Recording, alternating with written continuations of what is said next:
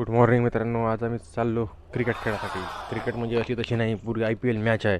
तर आमचे बाल्लर मंगेश भाऊ हे मला घेऊन, कारण की त्यांचा one down bowler pacer bowler असल्यामुळे त्यांनी मला घेऊन त्या स्टेडियमकडे जाण्यास सुरुवात केली.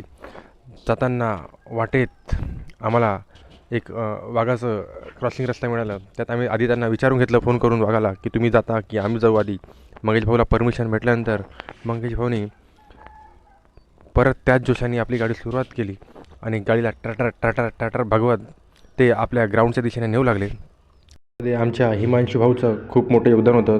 ते बाल्लर पडून जाऊ नये म्हणून त्यांना ते खूप घट्ट पकडून बसले होते आणि त्यांना प्रोत्साहन करत होते सामोरील वाटचालीसाठी.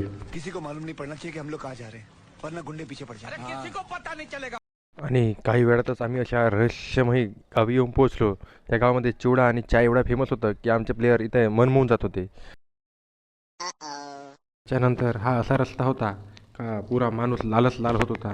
त्यानंतर आपल्या मंगेश भाऊने गाडीची स्पीड वाढवली आणि दन्नारप्पा सट्टामध्ये ते घेऊन चालले होते. मंगेश भाऊबद्दल बोलतो म्हटलं तर खूप काही आहे. त्यांच्याकडे क्रिकेट बद्दल खूप सारा अनुभव आहे. ते जवळपास 15 ते 16 वर्ष झाली असणार ते क्रिकेटमध्ये खेळून राहिलेले आहेत. त्यांच्याकडे खूप सारा असा अनुभव आहे. ते आमच्यासोबत ते अनुभव शेअर करत होते आणि सांगत होते कशाप्रकारे खेळायचं, काय खेळायचं.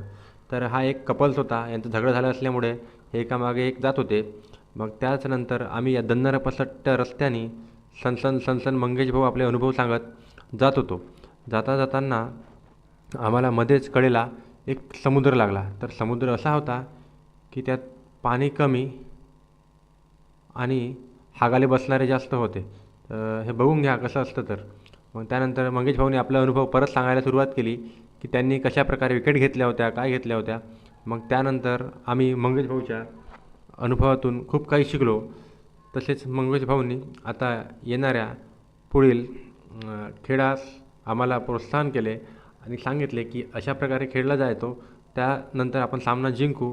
याबद्दल त्यांनी आम्हाला खूप मोठे मोठे प्रोत्साहन दिले. हिमांशू भाऊंना त्या गोष्टी पटल्या. त्यांनी होकार देत मंगेश भाऊंचं चुपचाप ऐकून घेतलं आणि त्यानंतर मंगेश भाऊंनी आपला जो काही वाहन होता, वाहन म्हणजे आमची गाडी, वाहनाचे 2 प्रकार असतात, चप्पल आणि वाहन म्हणजे गाडी. या आपल्या गाडीला ग्राउंडवरती थांबवले आणि परत ग्राउंडची चौकशी करण्यास सुरुवात केली. आणि इथे आधीच मॅच सुरू होती. यामधून जो जिंकणार तो आमच्यासोबत त्यांचा मॅच होणार होता. तर हे बघून घ्या कशी असते मॅच.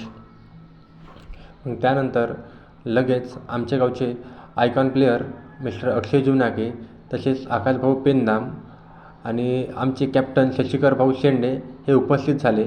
आणि लगेच त्यानंतर आमची समोरच्या टीमने आम्हाला बघितल्यानंतर त्याची फाटली आणि त्यांनी आम्हाला विजेता घोषित केले. विजेता झाल्याबद्दल सर्वांचे अभिनंदन. आणि अशा प्रकारे आम्ही हे फोटोशूट केलेले होते. हे बघून घ्या सर्वांनी.